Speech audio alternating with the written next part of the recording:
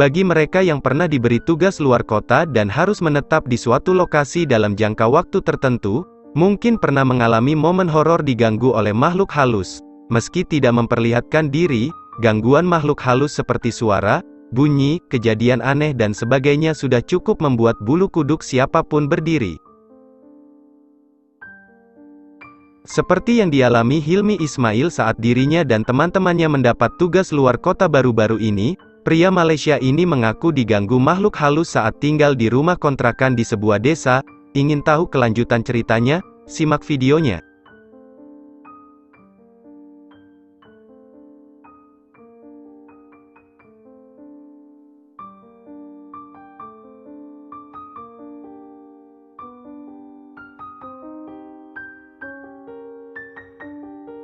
Ini adalah kisah nyata Hilmi dan teman-teman sekantornya saat dikirim keluar daerah oleh kantor dinas tempat mereka bekerja.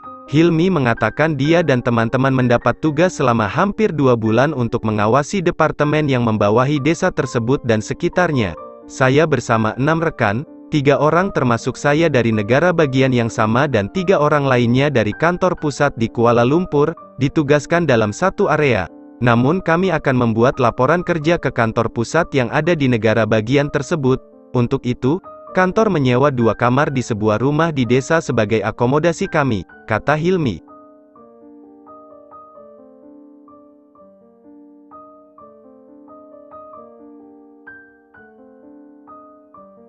Setelah sampai di desa tersebut, Hilmi dan teman-temannya masuk ke rumah kontrakan yang telah dipersiapkan. Rumah tersebut berada dalam satu area dengan tempat tinggal pemilik kontrakan. Begitu masuk, mereka tidak langsung masuk kamar tidur masing-masing, tapi melakukan briefing sebelum membahas administrasi dan logistik. Saat masuk kamar, ruangan terlihat sudah dirapikan oleh pemilik rumah. Sebelum istirahat, Hilmi dan keempat temannya melaksanakan salat sunnah 2 rakaat. Sedangkan seorang temannya yang non-muslim menguji dan memeriksa semua peralatan yang akan digunakan untuk keperluan tugas.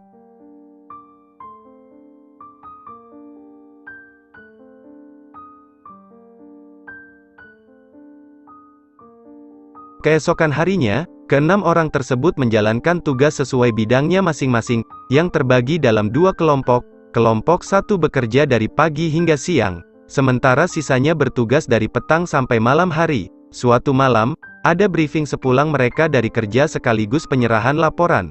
Tetapi Hilmi tidak bisa hadir karena dia merasa tidak sehat.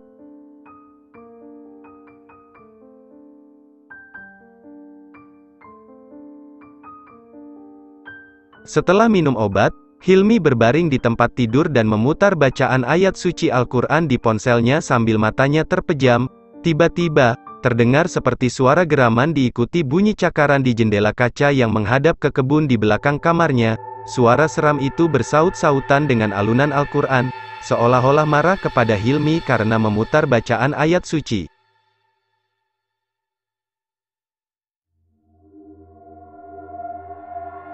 Suara geraman dan bunyi cakaran itu berangsur-angsur merendah sebelum akhirnya menghilang.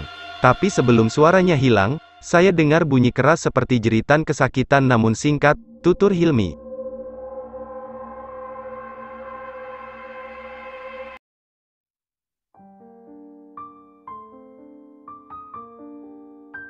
Hilmi pun menghela napas lega karena pengacau gaib itu akhirnya pergi.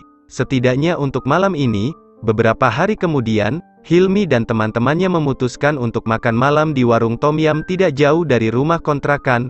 Kami memutuskan untuk berjalan kaki saja.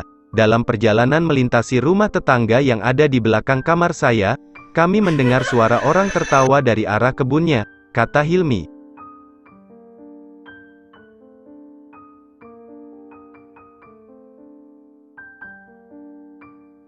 Dari nada tawanya, Hilmi dan keempat temannya yang muslim tahu kalau itu bukan suara tawa manusia.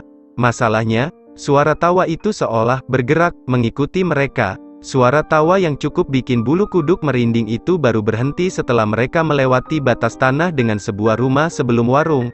Karena sering mendapat gangguan makhluk halus seperti itu, kami tidak mempedulikannya. Untungnya, ketika melintas lagi di depan rumah tetangga tersebut, tidak terdengar lagi sapaan seperti sebelumnya, pungkas Hilmi.